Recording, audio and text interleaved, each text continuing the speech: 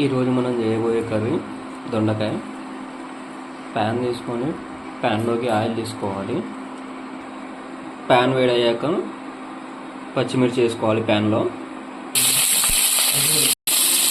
పచ్చిమిర్చి బాగా వేగే వరకు వేయించుకొని మిక్సీ జార్లో తీసుకోవాలి. ప్యాన్లోకి కొద్దిగా ఆయిల్ తీసుకోవాలి. మన బ్యాచిలర్ స్టైల్లో దొండకాయ పచ్చికారం కర్రీ చేయడం ఎలానో చూద్దాం. ఒక స్పూన్ జీలకర్ర,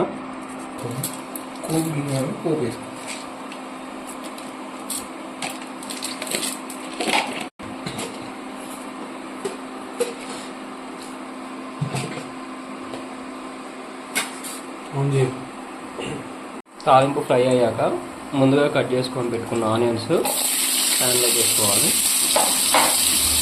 ఆనియన్ కొద్దిగా ఫ్రై అయ్యాక కట్ చేసుకున్న దొండకాయలు వేసుకోవాలి. దొండకాయలను బాగా వేయించుకోవాలి. అడగంటకుండా మనం మధ్య మధ్యలో కలుపుతూ ఉండాలి. దొండకాయలు మగ్గాక హాఫ్ స్పూన్ పసుపు, ఒక స్పూన్ అల్లం పేస్ట్ బాగా కలుపుకోవాలి. పచ్చివాసన వెళ్ళే వరకు కలుపుకొని అడుగంటకుండా ముందుగా తరుముకున్న టమాటాలు వేసుకోవాలి. ప్యాన్లో బాగా కలిసేలా కలుపుకొని 5 మినిట్స్ మూత పెట్టుకోవాలి.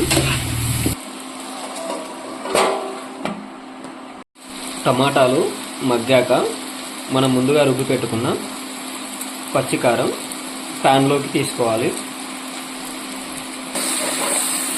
ఇలా కలుపుకోవాలి. బాగా మనం మొత్తం మిశ్రమానికి పట్టేలా ఇలా కలుపుకోవాలి. మొత్తం కలిసేలా ఇలా కలుపుకున్నాక తగినన్ని వాటర్ యాడ్ చేసుకోవాలి. వాటర్ వేసుకొని బాగా కలుపుకోవాలి.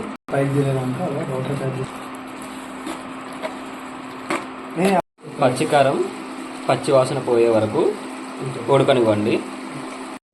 గ్రేవీ చిక్కగా అయ్యే వరకు ఉడకనివ్వాలి. కర్రీ ఉడికాక కొత్తిమీర పుదీనా వేసుకొని దింపుకోవాలి.